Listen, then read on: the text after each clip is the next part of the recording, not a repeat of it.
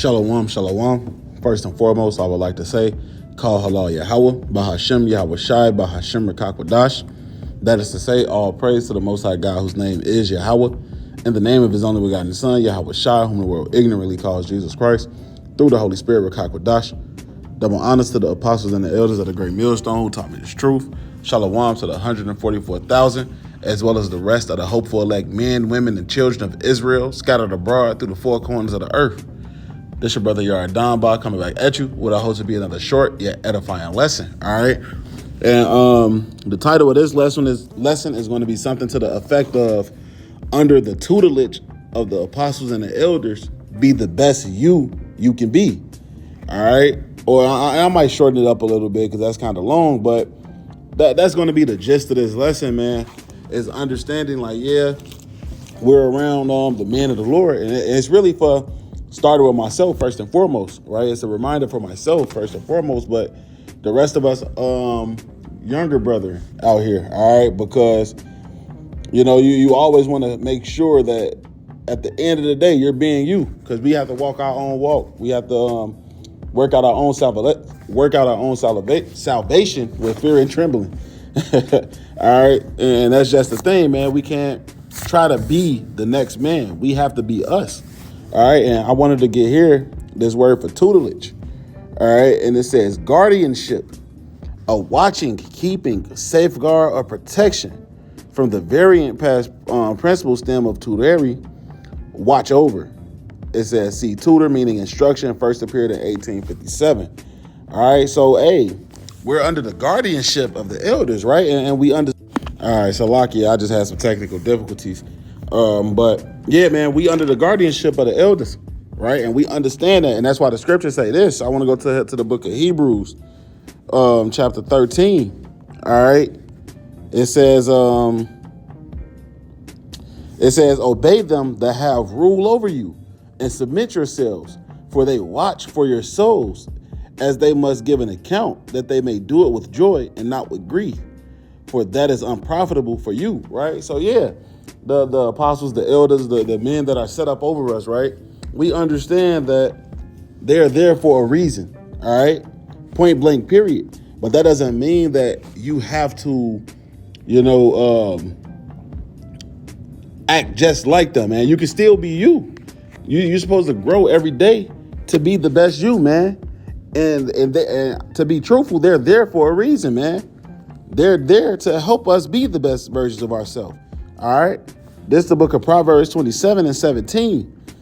It says, and it's a classic one, iron sharpeneth iron, so a man sharpeneth the countenance of his friend. Right? So, hey, man, we receive these different rebukes. Yeah, like they're there to, to guide us, they're definitely there to guide us. We're under their guidance, like I just said.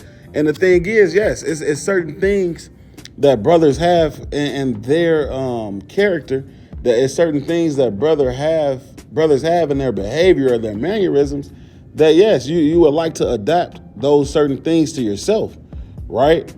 That's totally fine, but you don't want to be just like the next brother.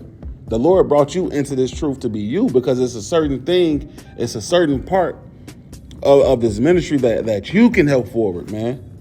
And you're not going to help forward that ministry trying to be like the next man.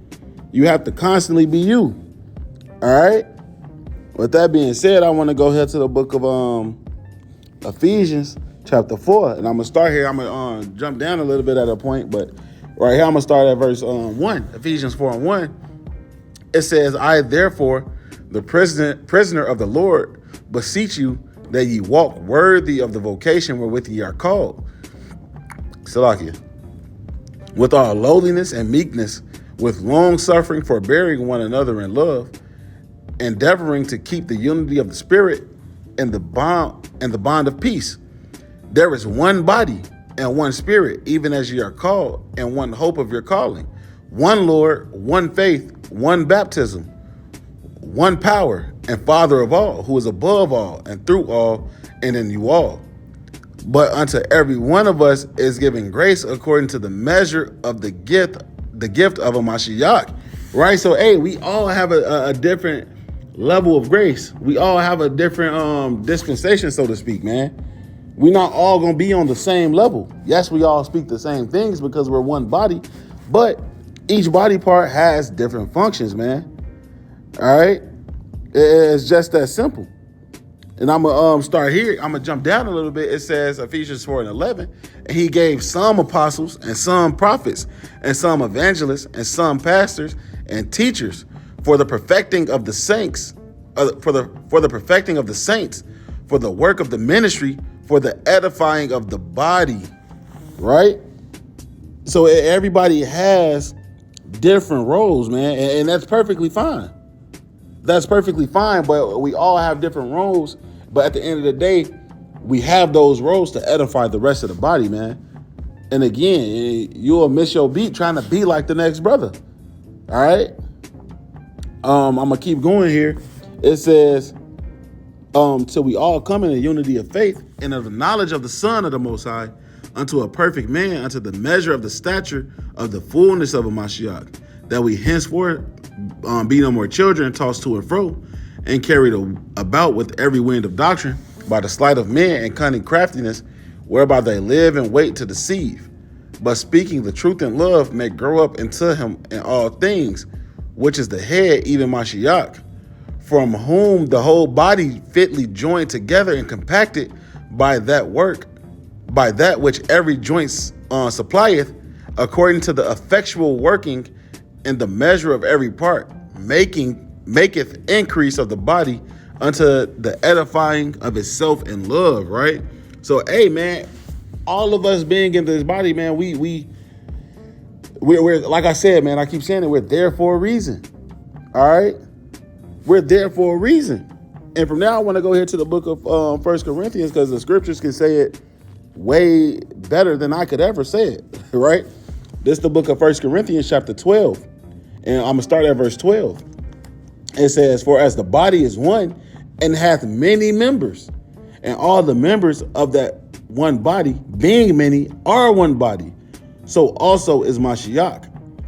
For by one Spirit are we all baptized into one body, whether we be Jews or Gentiles, right? Speaking of the Israelite foreigners, whether we be bond or free, and have been all made to drink into one Spirit, right? One doctrine, one belief. We all speak the same things, but we're different. All right. For the body is not one member, but many. If the foot shall say, because I am not the hand, I am not of the body, is it therefore not of the body?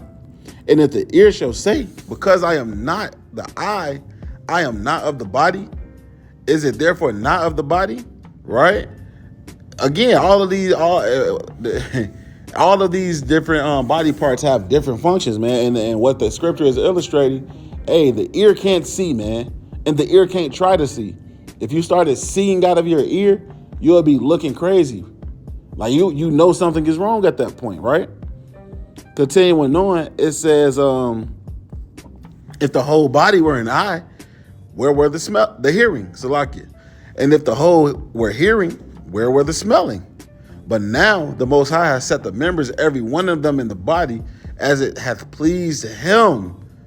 And if they were all one member, where were the body, right? So, hey, man, the Lord gave you your gifts. He gave you your faith. He gave you your dispensation, right?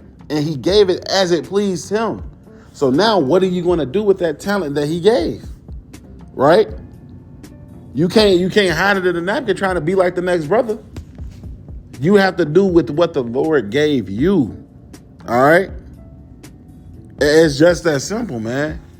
Continuing on in verse 20, it says, but now are they many members, yet but one body. All right. And the eye cannot say unto the hand, I have no need of thee, nor again the head to the feet, I have no need of you. Nay, much more those members of the body which seem to be more feeble and are necessary. Right? So, hey, you need every part of your body, man. Again, we're here for a reason. We're in this truth for a reason. All right? You have your role in the brotherhood, in the body. Hey, you have to play that role. All right? And that just goes into all things being done decently and in order, man. It's just that simple. All right. Verse 23, and those members of the body which we think to be less honorable, upon these we bestow more abundant honor, and our uncomely parts have more abundant comeliness, right?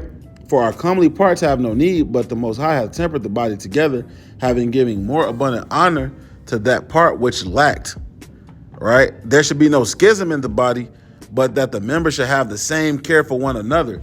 So, hey, man, the point is pretty much made. You have to continue to be the best you. Yes, we're supposed to grow every day in this truth. We're supposed to learn more, right? You're not supposed to be stagnant, but you can't fall into the trap of trying to be just like another brother, man. Under the tutelage of the elders and the apostles, man, or the apostles and the elders, be the best you that you can be. All right, and it's just that simple, man. The Lord got you here for a reason. He got you here for a reason. And he has that brother and that brother and that brother. We're all here for a reason, man. All right. So, hey, man, let's just continue. Like I said, this is starting with me first and foremost. Let's just continue to work on ourselves, man. Continue to grow. All right, Lord willing, this was edifying. I want to say, call halal Yahweh, Bahashem, Yahweh Shai, Bahashem Rakakwadash. Double honors to the apostles and the elders of the great millstone taught me the truth. Hey, Shalom and Kwam Yasharallah.